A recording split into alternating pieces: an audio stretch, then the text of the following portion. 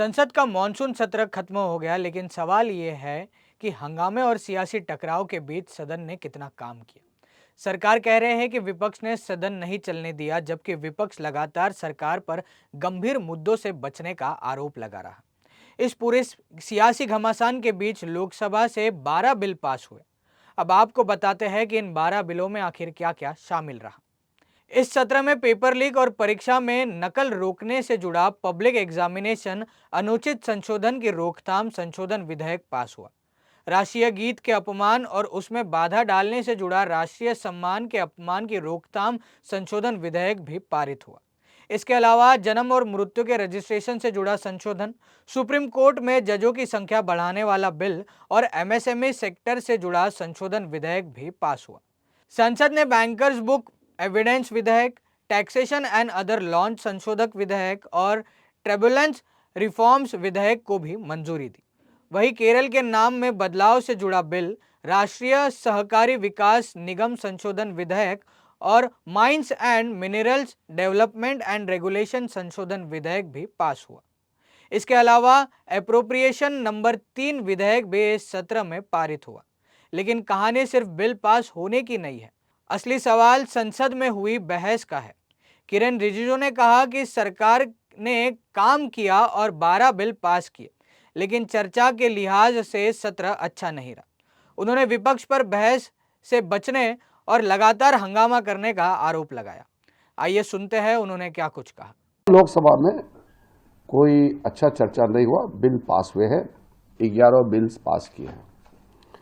इसलिए मैंने कहा टोटल 12 बिल्स पास किए हैं इन टोटल, और चर्चा की दृष्टि से हम खुश नहीं है क्योंकि अपोजिशन ने ठीक से चर्चा करने नहीं दिया, विशेष करके लोकसभा में, लेकिन बिजनेस अच्छा हुआ है। एक जो हमारा नोटिस में आया है, मैंने कल भी कहा था, मेरा बहुत लंबा एक्सपीरियंस तो नहीं है, अभी लगभग 3 दशक होने वाले हैं, 30 इयर्स का मेरा एक्सपीरियंस होने वाले हैं।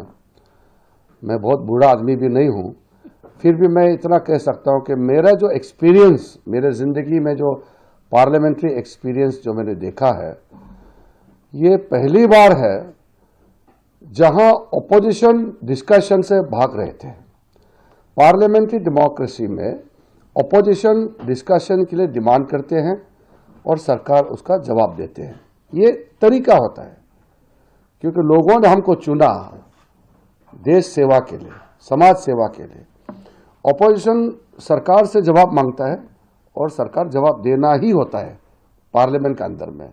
तो पहली बार ये दृश्य देखने को मिला कि सरकार खुद कह रहे हैं कि हम डिस्कशन चाहते हैं और ओपोजिशन बहाना बना करके डिस्कशन से भाग रहे हैं। तो ये लोकतंत्र के लिए, विशेष करके संसदीय लोकतंत्र के लिए ठीक नहीं है।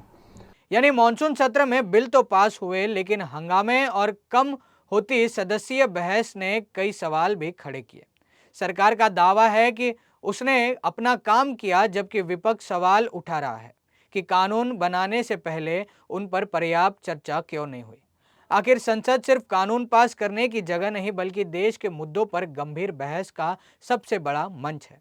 अब मॉनसून सत्र खत्म हो चुका है, लेकिन सवाल यही है कि क्या अगली बार संसद में हंगामा कम और सार्थक बहस ज्यादा होगी।